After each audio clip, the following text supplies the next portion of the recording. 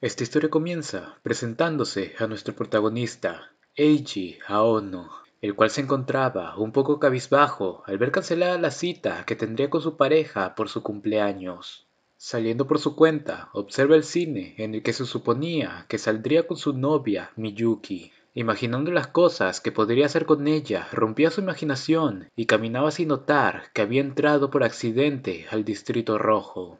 Estando por irse, escuchaba una voz que se le hacía familiar, viendo en ese momento a su novia en los brazos de otro hombre, la cual al verlo empezaba a tartamudear mientras decía el nombre de su novio, hablando ambos al mismo tiempo y tomando su muñeca para que le diga qué estaba haciendo. Sin embargo, al ver que había usado mucha fuerza, se disculpaba únicamente para recibir un golpe, diciendo el hombre que qué pensaba que hacía con su pareja. Dirigiéndose ante Miyuki, al escuchar las palabras de Eiji, le decía que revelara que solo salía con él porque ambos eran amigos de la infancia, pero él era tan aburrido que le daba asco el tomar su mano, revelando que esas palabras siempre se las decía cuando se acostaba con él.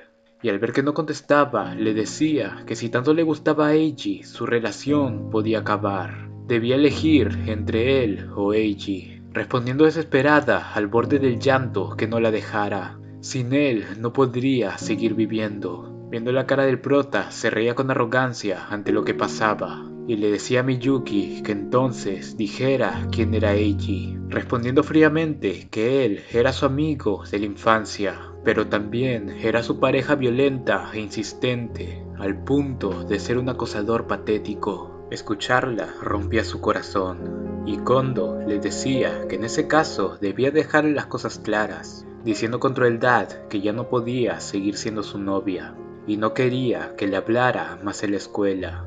Con esas palabras, su vida feliz había acabado.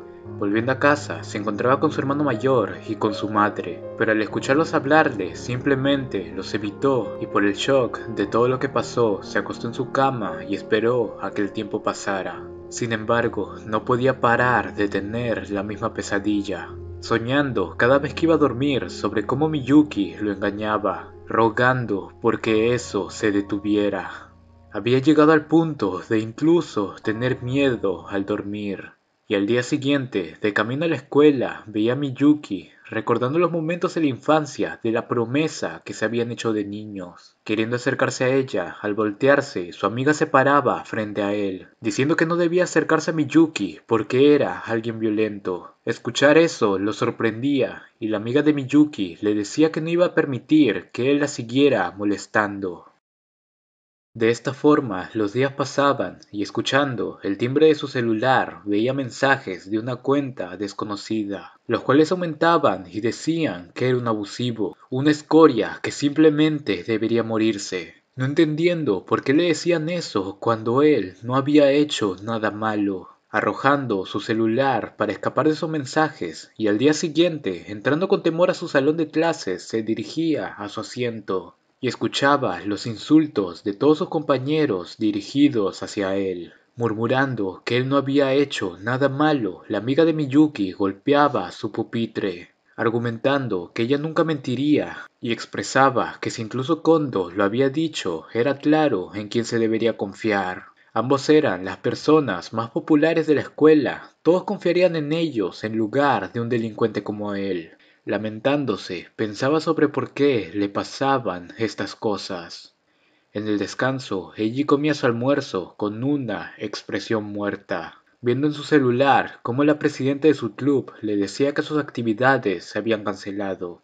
Pensando que ya no podía confiar en nadie, se dirigía al salón de su club, con la idea de encontrarse con alguno de sus compañeros. Escuchaba cómo todos estaban reunidos y hablaban a sus espaldas, diciendo que le había mentido solo para que él no fuera, y hablando de sus trabajos en el club, decía la presidenta que lo había desechado. Eiji no tenía talento para esas cosas, y era incómodo verlo esforzarse tanto. Tirando por accidente la papelera, observaba cómo su manuscrito había sido hecho pedazos. Ya no tenía a nadie de su lado. Sin embargo, recordaba a su tutora, pensando que podría seguir aún en el salón. Veía cómo se encontraba Miyuki y su amiga hablando con ella, respondiendo a la tutora que definitivamente estaría del lado de Miyuki. Saliendo corriendo, abría su casillero para encontrar una nota que la amenazaba.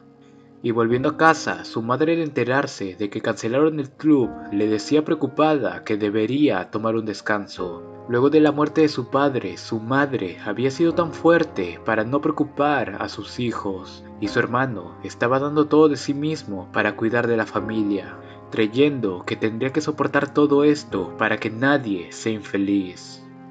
En otra ubicación, vemos a Miyuki, la cual con una mirada muerta pensaba que desde ese día no había podido dormir.